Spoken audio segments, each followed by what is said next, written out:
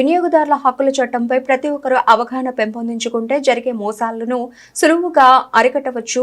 ఆహారం, పౌర సరఫరాలు మరియు వినియోగదారుల వ్యవహారాల మంత్రి నాదెండ్ల మనోహర్ తెలిపారు. తుమ్మలపల్లి కళాక్షేత్రంలో జాతీయ వినియోగదారుల దినోత్సవం సందర్భంగా వినియోగదారుల హక్కు చట్టంపై రాష్ట్ర స్థాయి అవగాహన సదస్సును ఏర్పాటు చేశారు. ఈ సందర్భంగా కార్యక్రమానికి ముఖ్య అతిథిగా హాజరైన మంత్రి నాదెండ్ల మనోహర్ మాట్లాడుతూ వినియోగదారుల హక్కులతో పాటు సౌకర్యాల గురించి అవగాహన రావాల్సిన బాధ్యత మనందరిపై ఉందన్నారు. జాతీయ వినియోగదారుల దినోత్సవ చట్టంలో ప్రతి ఏడాది అనేక మార్పులు తీసుకుంటున్నామని అన్నారు.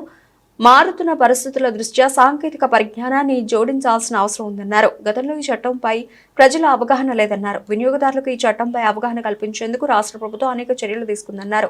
ఈ ఏడాది వినియోగదారుల న్యాయ పాలనను వర్చువల్ విచారణలు మరియు డిజిటల్ సౌలభ్యం ఇతివృత్తంగా తీసుకున్నారన్నారు. గ్రామ స్థాయి నుండి పట్టణాల్లో విద్యార్థులకు అవగాహన కల్పిస్తున్నామన్నారు. గతంలో ఏదైనా వస్తువులు తయారు చేసినప్పుడు ప్రజల నుండి ఫీడ్బ్యాక్ తీసుకునే వాళ్ళమన్నారు. ఇప్పుడు ఆ పరిస్థితి లేదని వినియోగదారుల చట్టాలను ప్రతి ఒక్కరిని అందుబాటులోకి తీసుకువస్తున్నామన్నారు.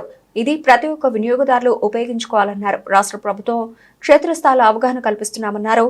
కూటమి ప్రభుత్వం అధికారంలోకి వచ్చిన తర్వాత రైతుల ఇబ్బందులను గుర్తించి వాట్సాప్ ద్వారా రైతుల వద్ద నుండి 22,80,000 మెట్రిక్ టన్నుల ధాన్యం కొనుగోలు చేసి వారికి 48 గంటల్లో నగదు వారి ఖాతాలో జమ అయ్యే విధంగా ఏర్పాటు చేశామన్నారు. అంటే కన్స్యూమర్ ప్రొటెక్షన్ యాక్ట్ మనకి డిసెంబర్ 24వ తారీఖున 1986లో ఆ రోజు రాష్ట్రపతి గారి ఆమోదముద్ర పొందిన తర్వాత ప్రతి సంవత్సరం మనం చేసుకునే ఈ కార్యక్రమంలో అనేక మార్పులు టెక్నాలజీని బేస్ చేసుకుని కూడా మనం ముందుకెళ్లాల్సిన పరిస్థితులు వచ్చినాయి. వినియోగదారుడికి ఉన్న బేసిక్ రైట్స్, ఆ హక్కులతో పాటు ఖచ్చితంగా ప్రభుత్వ సంస్థలు, అదేవిధంగా ఎవరైతే యాజమానులు, వ్యాపారవేత్తలు వాళ్ళు అందించాల్సిన కనీస సౌకర్యాలు, వీటి గురించి అవేర్నెస్ తీసుకురావాల్సిన బాధ్యత మనందరిపైన ఉంటుంది. అంటే కన్జ్యూమర్ అవేర్నెస్ ఉంది కదా, కన్జ్యూమర్కి మనం ఒక చిన్న లేబుల్ అంటించి మనం కొన్ని వివరాలు మనం ఇచ్చామని అంటే అంతటితో సరిపోదు. పౌరుల యొక్క హక్కులు ఏ విధంగా మనం పోరాడుతూ ఉంటామో అదేవిధంగా వినియోగదారుడికి కూడా అదేవిధంగా హక్కులు ఉంటాయి. Right to express, right to speak అనేది మనకి రాజ్యాంగంలో ఉన్న, యాక్చువల్గా మనం ఫిజికల్గా క్షేత్రస్థాయిలో మనం పర్యటించినప్పుడు, మనం కొనుగోలు చేసినప్పుడు మనం ఎదుర్కొన్న సమస్యలపైన మనం ఒక నమ్మకంతో కొన్న ప్రోడక్ట్కి, ఆ సర్వీస్కి సరైన విధంగా రెస్పాన్స్ లేకపోతే మనలో మనం ఆ బాధ కలగకుండా ఖచ్చితంగా దీనికి ఒక రిడ్రెసల్ మెకానిజం ఉండాలి అనేది మనందరం కూడా పోరాడి అవసరమైతే ఆ కంపెనీస్ కానివ్వండి, ఆ సర్వీస్ ప్రొవైడర్స్ కానివ్వండి, వాళ్ళని మనం లయబుల్ చేసే విధంగా మనందరం కూడా చట్టం గురించి అవగాహన పెంచుకోవాలి.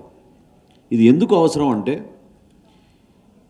గతంలో చిన్న చిన్న షాప్స్ ఉండేవి, ఏ గ్రామానికి ఆ గ్రామం పరిచయాలు ఉండేవి.